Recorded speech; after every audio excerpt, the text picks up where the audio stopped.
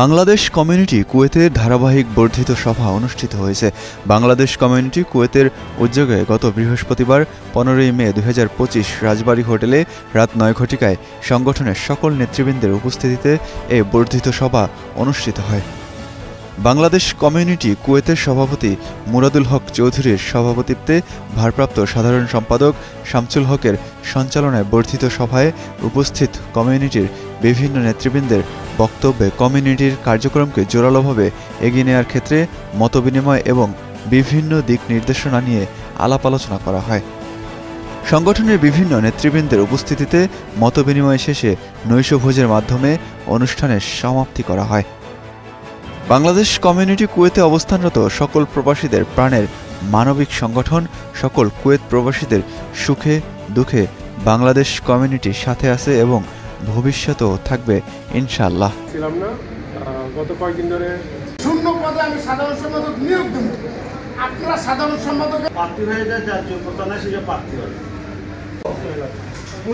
চৌধুরী ভাবলে আমি যাচ্ছি এই কোনো না কোনো রাজনীতিতে জড়িত উপস্থিত সবাইকে, এবং এখানে আমাদের 3-4টা পয়েন্ট আসছে। আমরা এই পয়েন্টের আমাদের যারা পদ ক্যারি করতেছে আমি উপস্থিত আছেন কমিউনিটির হেল্প করি।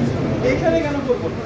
এখানে আমি দেখি না যে এবং যারা এখন নতুন নতুন অনেক লোক আসছে, অনেক ভালো ভালো লোক আসে তাদের একটু মূল্যায়ন করেন। তারপরে যে সাধারণ সম্পাদকের পদটা আপনারা এইগুলি আগে সংস্থা করতে হবে। তার কারণ আমি একটা লোককে আমি ভিতরে উপকমিটির ভিতরে একটা সিদ্ধান্ত একটা গুরুত্বপূর্ণ একটা জিনিস, যেহেতু একজন সাধারণ সম্পাদক আগে আমাদের নির্বাচিত ছিল।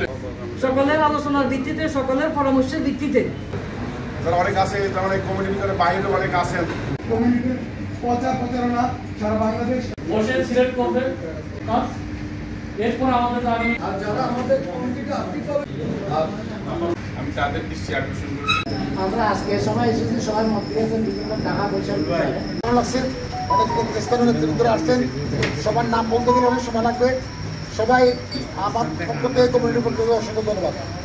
আমাদের কমিউনিটি কী কাজ করতেছে বিগত 2 বছর ধরে, কুয়েতের সমাজ, ফেসবুক, মিডিয়া, বিভিন্ন মাধ্যমে আমাদের এই প্রচারণা আমরা অত্যন্ত নীরবে থাকি। রিচেবল করা যায়, মানুষকে আগে পিছিয়ে নেওয়া।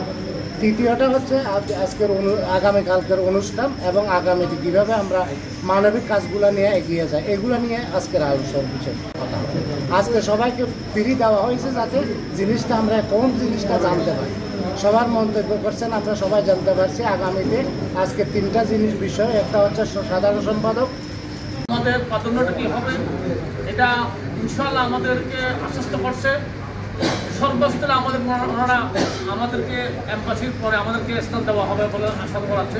ইনশাআল্লাহ আমরা চেষ্টা করব এটা বেড়ে। আর আজকে এজেন্ডা ছিল আমাদের সব দিকে শেষ। আগামীকালকে আমরা কীভাবে বাংলাদেশ ক্রিকেট